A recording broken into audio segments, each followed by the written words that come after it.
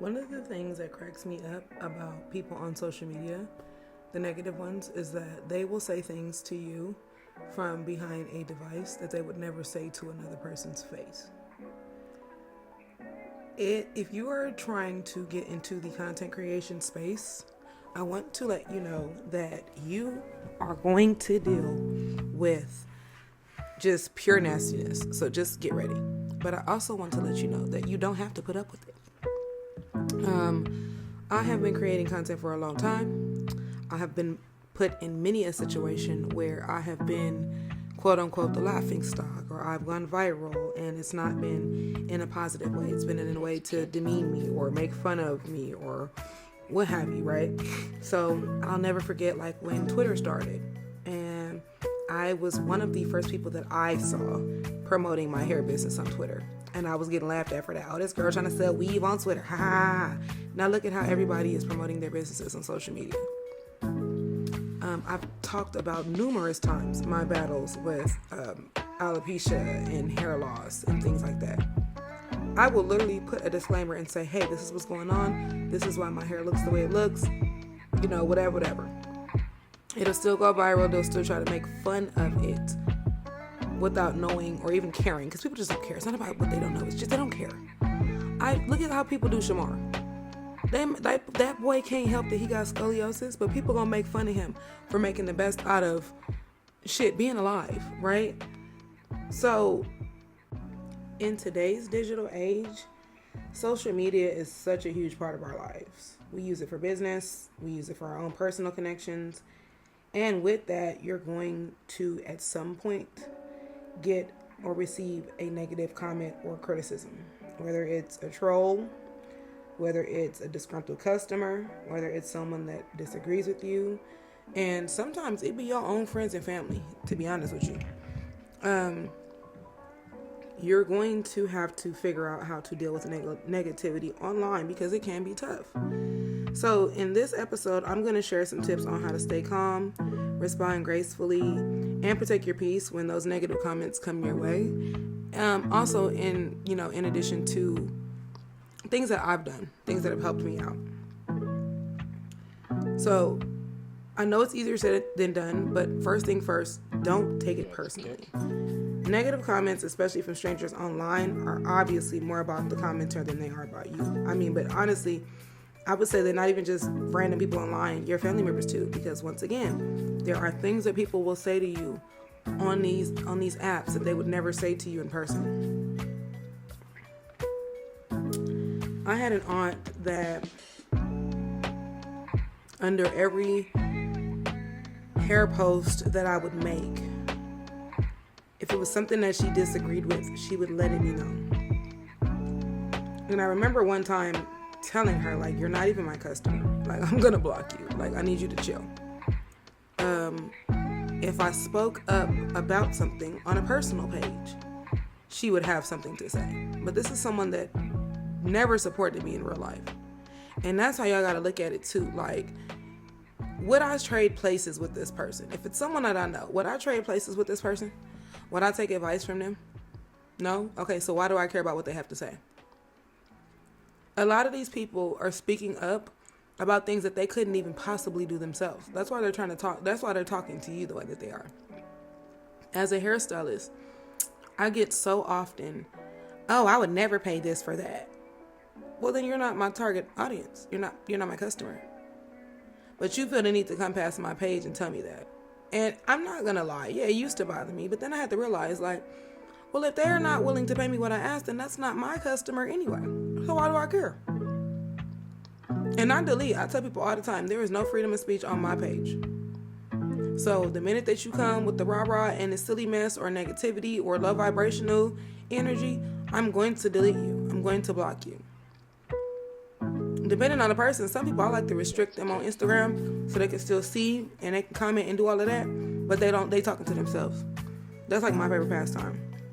So you have to understand that whether it's on the internet or in real life, people they often project their own frustrations, insecurities, or bad days onto other people, and sometimes you're just a target of their venting. Another thing that I want y'all to think about too is there are some people that will follow you on social media. They know that they don't like you, but they can't stop watching you. So keep an eye out for like those situations where people tell on themselves. This is one lady on my hair page, and she swears that she's a hairstylist. Y'all take that how y'all want to take it, right? I could literally post today, you can achieve red hair without doing a two-step process for color.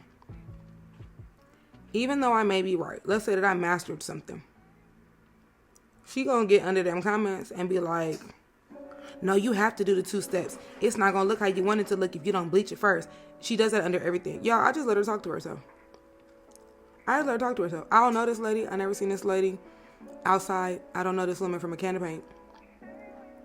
I've also seen instances where I've gone viral and the same people that follow me be in the comments on the pages that repost my videos, and they're running their mouth. But you're following me. Yeah, you're weird. But then you have to look at it, and like for someone like myself, I don't put a lot of value in like followers. Like followers don't determine how I feel about myself and my business, right?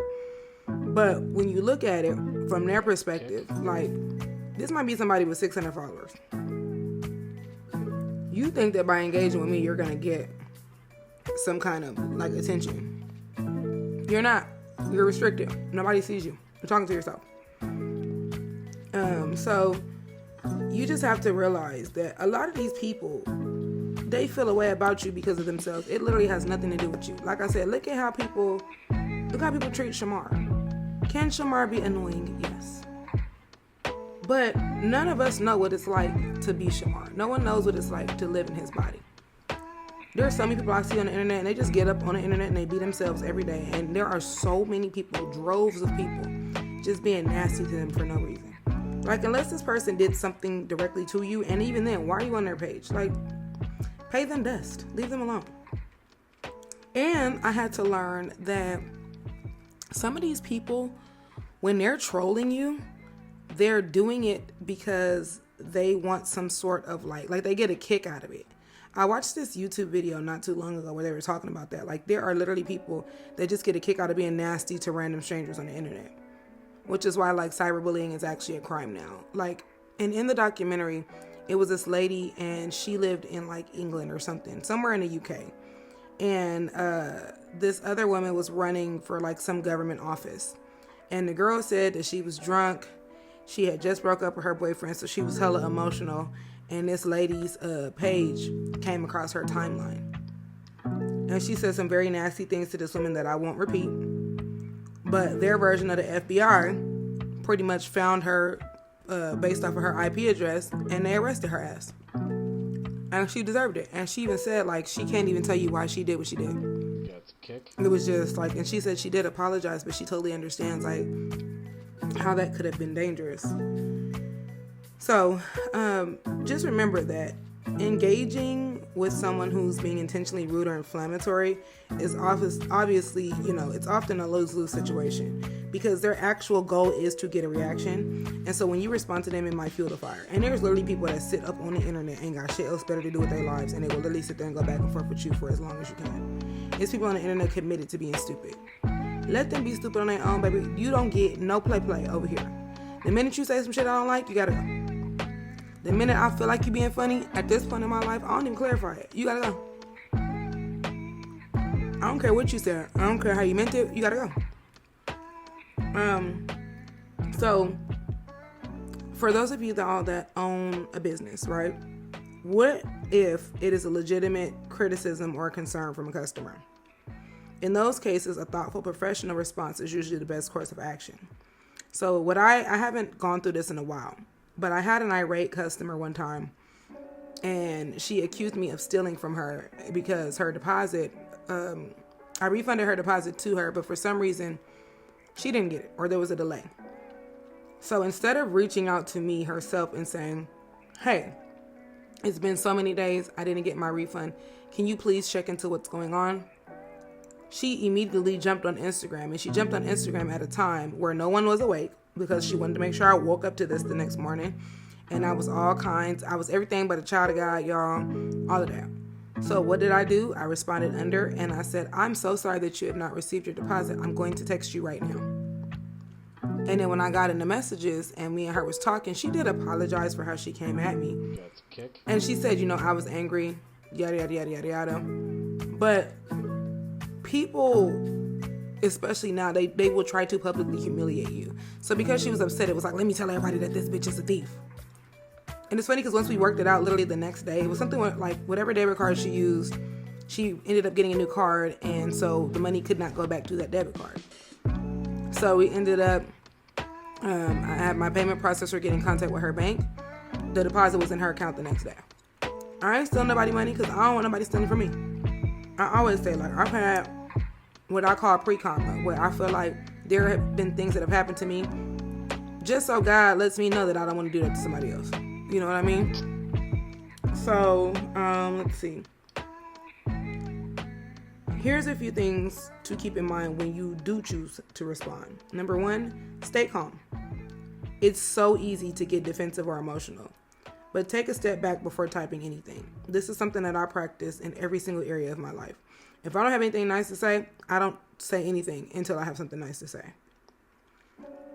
And this is in regards, like I said, to my business, because if you overall are not a nice person, I'm just not gonna deal with you at all. If when it comes to my personal life, I have no patience for any shenanigans. I don't care who you are. So if you come at me or come to me with a silly mess, I'm just gonna block you.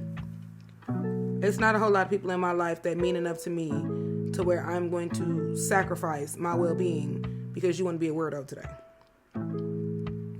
So, if needed, take a few deep breaths or even step away from your phone for a moment before crafting your response. Responding out of anger or frustration is rarely productive, which is true. Another piece of advice that I have is if you work in a professional setting, ChatGPT is your best friend. When I don't know what to say or I don't have a polite way to say it, I will literally ask them, please craft a response for me in, with this particular tone.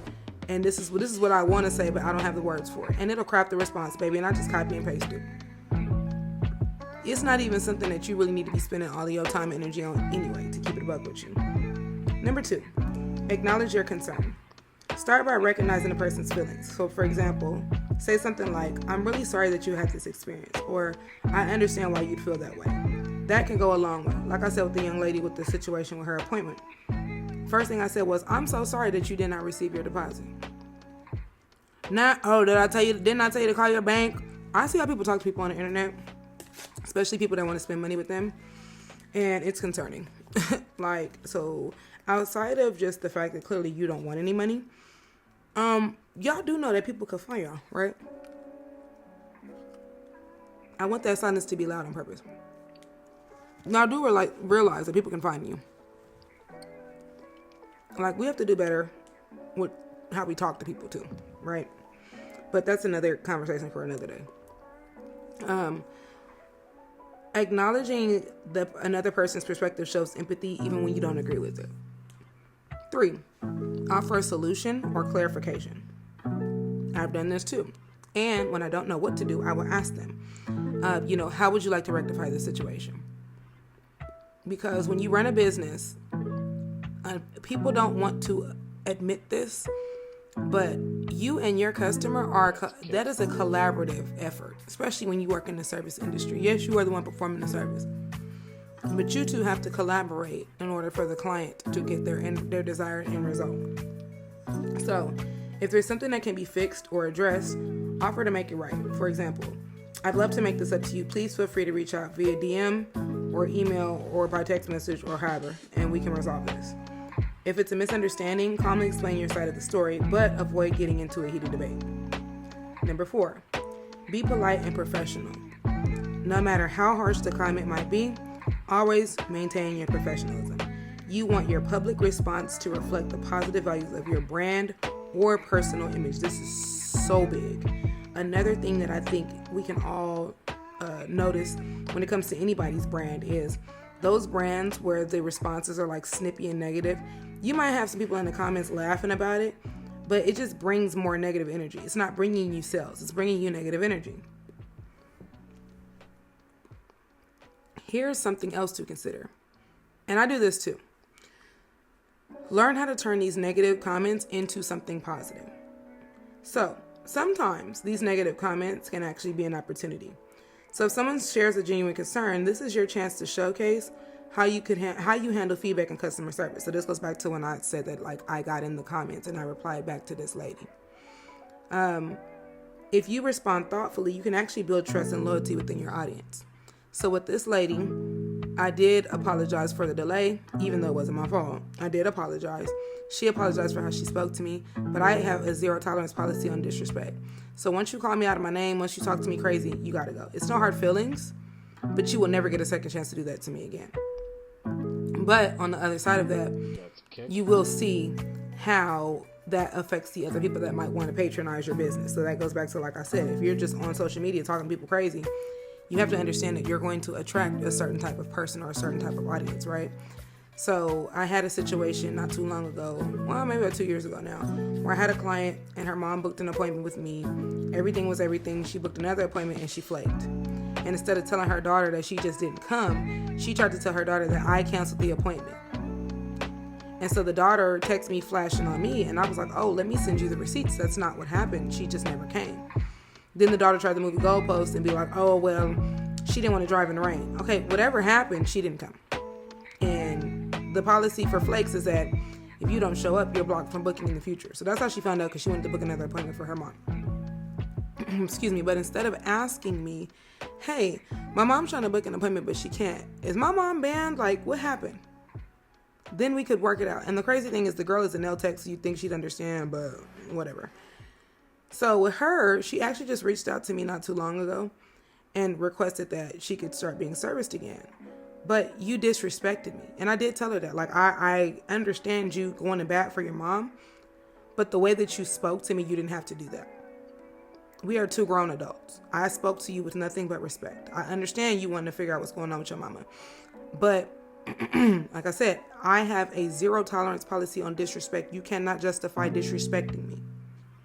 So when you decide to die on that hill, you stay there. And that's just what it is. But I definitely do take into consideration certain things. Like, that's not a situation that, that's whatever. But even when I see on, like, other people's social media pages where, like, I see a customer, it might be somebody that's like, how much? Do we get tired of hearing how much? Yes. So in that case, cultivate like a copy and paste response. I do it all the time. If you think I'm going to keep typing out the same answer to 15 people, I'm not doing that. I keep certain scripted answers in my notes app, and I just copy and paste. Or they have apps now that automatically respond to you, but I don't like those because I just feel like it's spam.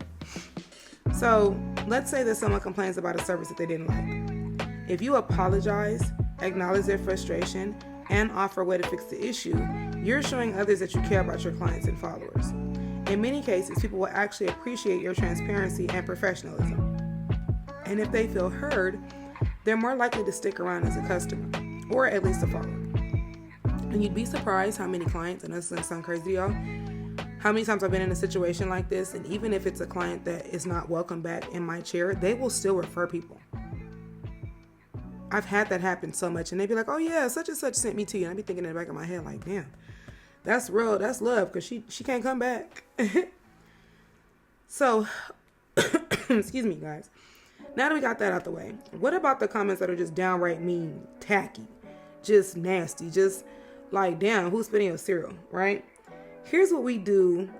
Here's where we get into, like, the tricky part of protecting your peace.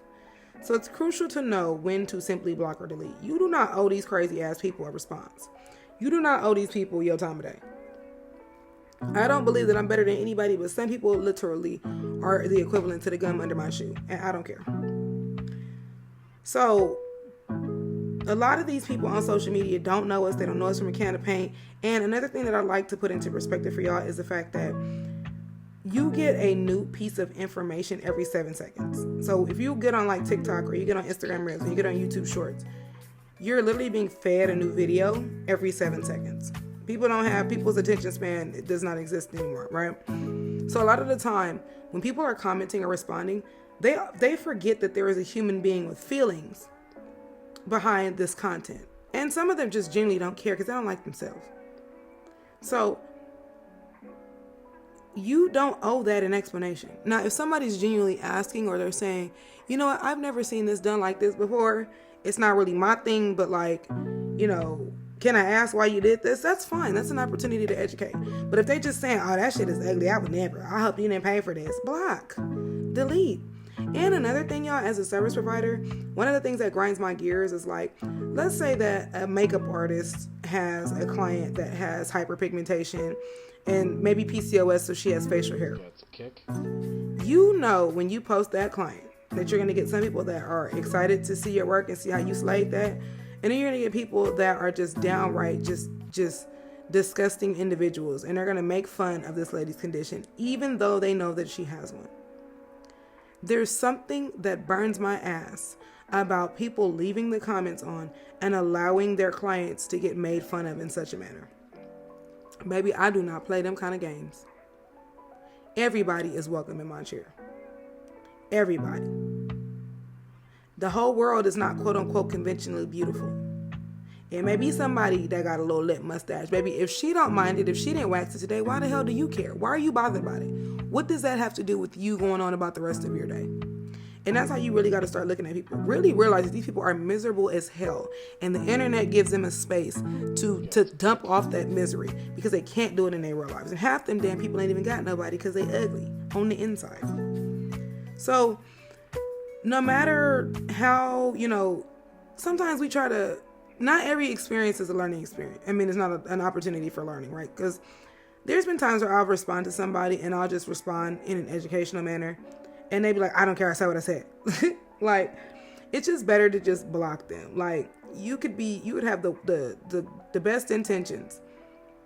Sometimes, most times, they're not even worth that breath. Just block their ass.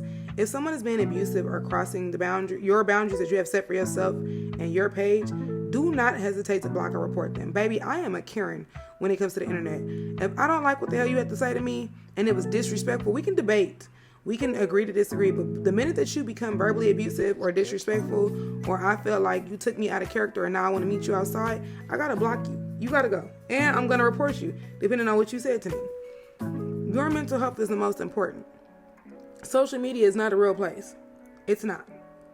It's fun if you let it be fun, but it's not a real place. But your mental health is real. You are real. Your thoughts and feelings are real. How these things affect you are real. And sometimes that means removing toxic people from your online space. One of the things that I do, baby, I have so many people restricted, family members included. I can't do the monitoring spirits. I can't. It's so many people that I know in my real life that do not support me, but they watch everything I do. I went to a family event a few weeks ago. And the things that they were talking to me about was strictly stuff that they seen on social media because I don't deal with them in real life. And that let me know, oh, so y'all been watching. I ain't got not one congratulations on this yet, not one I'm proud of you, not one, okay, girl, I see you, not none of that. But you watching though. Okay. Well, it's important to protect your mental health and well-being. You are not obligated to engage with anyone being cruel or harmful. Remember, your online environment should be a reflection of what you value and you get to set the tone. So if you wouldn't allow that shit in your personal life, don't allow that shit on the internet. So let's talk about the long-term strategy for handling these negative comments. One of the best ways to minimize negative comments in the first place is by being proactive with your content and how you communicate. So here's what I do. So be clear in your messaging. So the clearer and more transparent about who you are, what you offer, your policies, your personal values, the less room there is for misunderstanding. If you're running a business, make sure your website, social media posts, and interactions are all aligned with your brand's voice and values. So one of the things that I have here, right? I have a little mini fridge and it has like shots in it and Jello shots and alcohol and stuff like that, right? I'll never forget a few years ago, this girl came to me and she was like, I've never been to a professional hairstylist before. And I was like, okay, well, hey girl, it's the first time for everything, whatever. And so she starts telling me about the situation with the last girl that used to do her hair. And the whole thing was very much ghetto. And then she ends up telling me like, oh yeah, like I know, I already know how you are. Like I can't drink with you. And I was thinking in my head, like, why would I drink with you? Like I'm at work. I don't care how much liquor is in that refrigerator. You're going to get sober, 100% sober, who gives a shit about her job, attention to detail me. Like, what are we talking about? You went through what you went through with the last lady because y'all was taking shots together instead of her doing your hair. Baby, no, I don't get down like that. So, number 2, build positive engagement. Try to create an online community that is supportive and positive. This is something that I aim for on this page, on my hair page, on my TikTok, any platform under me. We are positive here. Even when we talk about the uncomfortable things, it's all meant as a way of making others feel seen, creating a community here. This is why my channel is called The Good Homegirl. I'm the good homegirl. Y'all the good homeboys and homegirls. We have a community here. Anybody that jumps in them comments being funny, baby, they get blocked. I don't always see it, and I know sometimes y'all get on them. But if I catch it first, baby, you out of here. We don't play them games. It says engage with your followers regularly, respond to comments, thank them for their support, and create content that invites positive interaction. When your community is focused on positivity, the negative voices will be fewer and farther between. I 100% can vouch for this. This is something that I do in my own personal life, in my professional life. When I changed the things that I allowed around me, when I changed how I spoke, when I changed the content, the people, the comments that I engaged in, things changed. One of the things that I try to do is if I see like a social media video, post, whatever, and it's one of those things that may be otherwise controversial because like I said, maybe it's a girl on there talking about how pretty she is and the rest of the world don't think she's pretty. And I'd be like, period, poo, like you supposed to think you pretty. It don't matter what nobody else say, you supposed to be pretty to you. I try to make sure that I leave love under the comment section. If I see, you have those beginner stylists that are doing hair, and it's not going to be the sleekest ponytail when they first start. You got to learn just like the rest of us. You know what I do when everybody's in the comments talking shit? I get in baby inbox and be like, hey, friend, so I saw that you did your ponytail like this, and this. These are the products that I use. This is how I do this. Try it and get back to me and let me know if that made a difference for you. Like, it's so easy to be kind. And baby, listen, I don't want that bad juju, okay? So I'm not finna put no nasty energy and stuff out there because I don't need it back. I've been through enough in my life, okay? Use feedback as growth. Sometimes negative comments are a reflection of a genuine need for improvement. So if you start noticing consistent themes in feedback, like multiple customers commenting on the same issue, use that as an opportunity for growth. I now invite uncomfortable conversations because it's caused me to grow at such an accelerated rate, and I'm so grateful for that. It may mean tweaking your services, adjusting your content, or even clarifying your communication. At the end of the day, you control your response. It can be tough to face criticism, especially in a public space. But remember, how you handle negativity speaks volumes about you, your business, and your character. By staying calm, responding thoughtfully, and protecting your peace, you can turn potentially damaging situations into opportunities for growth. And remember, don't take it personal. Half these people you don't even know. And even the ones you know, be honest. You probably don't even care about the people like that. Negative comments say more about the person posting them than about you. Stay confident in who you are and keep focusing on the positive people and things in your life. That's how I am. Negativity gets no attention around here. I catch it, I block it. Even and if I don't know whether you're being a little shady, I used to ask for clarification. Baby, I don't give a shit. I'll leave you right there. Some people just want the attention. When they realize you're not paying them no mind, baby, they'll delete their comment and move on. Or they'll unfollow you and move on. But once again, and as always, I hope that this message reaches who it needs to. There's so much, you all have so much to offer. Don't let nobody make you feel like, oh, I shouldn't do this. I have those moments. I still do where I be like, oh, what am I doing? Am I doing the right thing? Why am I even bothering? And you can feel them energies too sometimes. If this is what you want to do, if you want to have your own platform, baby, you do that. Don't let anybody make you feel like you shouldn't be doing it. Because like I said, half the people that are criticizing you have not even tried. Half the people criticizing you don't have a lick of nothing going on. I had somebody tell me years ago when my channel, my hair channel, was starting to finally take off. And I had that channel for like 5 years, but I just wasn't really uploading content. And I remember telling this person, which was mistake number one, that like, oh yeah, I'm about to get back into content creation. Like, I can't believe just thinking about how far I could have been had I not stopped, you know? And so when it started to pick up, you know, I didn't want to admit that it was jealousy, but this particular friend, and I'm using air quotes, y'all can't see it, but this particular friend was they got real nasty with me. So there was a falling out, and it was one of those, like, here's what I really think about you sessions. And one of the things that she said that still sticks with me is, you don't want me to have a platform because you know I would be your competition. And it was one of those like, oh, that's what this is. Okay.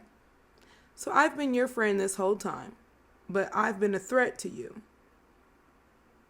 So instead of it being like, oh, this is happening for my friend, so it's going to happen for me too, because I'm definitely one that I be wanting to bring my friends with me. She took it as, why her and not me? And on that particular day, she couldn't hold it in anymore, which is very disappointing because I loved her to death, but it is what it is. But if you found this helpful, once again, I would so appreciate if you would share it with someone who might need a little guidance. You know, this is not an easy thing to navigate, and it is an exercise muscle. You're going to see a comment that's going to hit you like a ton of bricks. It happened to me the other day. I had posted on here a recipe of me making my favorite Mexican soup, albondigas.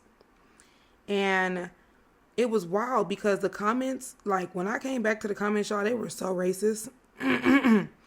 They was talking about how it's only appropriation when somebody copies Black culture.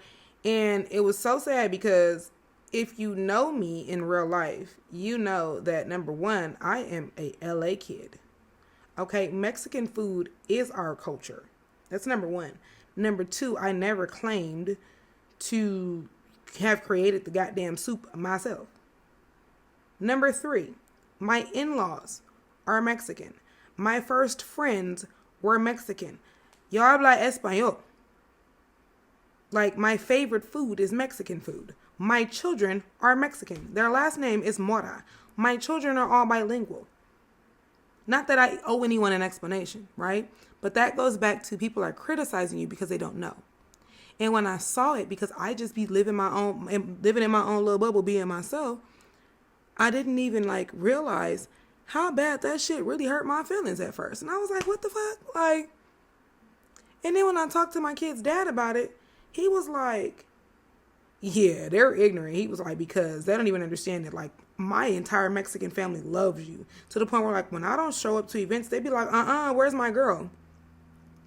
Like, what? My own father-in-law was like, girl, you more Mexican than me. You speak more Spanish than I do. I'm fully immersed. I don't appropriate. I appreciate. I love Mexican culture. Hispanic culture, yes, but Mexican culture specifically. Like, I love them. Them is my people. What are we talking about? But I had to shake that, and I had to say, these people don't know me. So all they see is a Black person, as if there's not Black Hispanics, but all they see is a Black person making a soup. And I don't do no fancy stuff. I make it the way that his abuela would make it. But y'all don't know me. So of course you're going to comment on it because it made you feel away. Maybe you mad because you want something. Maybe you mad because you don't know how to make it yourself. I don't fucking know. I don't care. So I just have to bring that up because it happens to us in everyday life. It could be anything, child. You could say, I'm going to start making Hello Kitty bonnets and somebody will be like, I'm so tired of that cat. Not your problem. Don't you fucking worry about it. Do what makes you happy. Make your content your passion project and let it be happy. The Good Homegirl page doesn't have nearly as much engagement or as many followers as You Pay Isolate does, my hair page. And I like that because it's my genuine community. Like, y'all come because y'all want to be here. Like, I'm not quote unquote performing. This does not work for me. Like I've said in multiple videos, I genuinely have this channel because I enjoy having it. Self-help content is enjoyable for me. I like to sow into others because I know what it's like to not feel seen. I know what it's like to be going through certain things, and no one has, no one cares. You know what I mean? So I appreciate you all. I have a parent-teacher conference to get to that I'm probably going to be a few minutes late to, but I appreciate you. As always, please share, please subscribe, and I will see y'all in the next video. Take care of yourselves, and I'll talk to y'all the next time. Bye.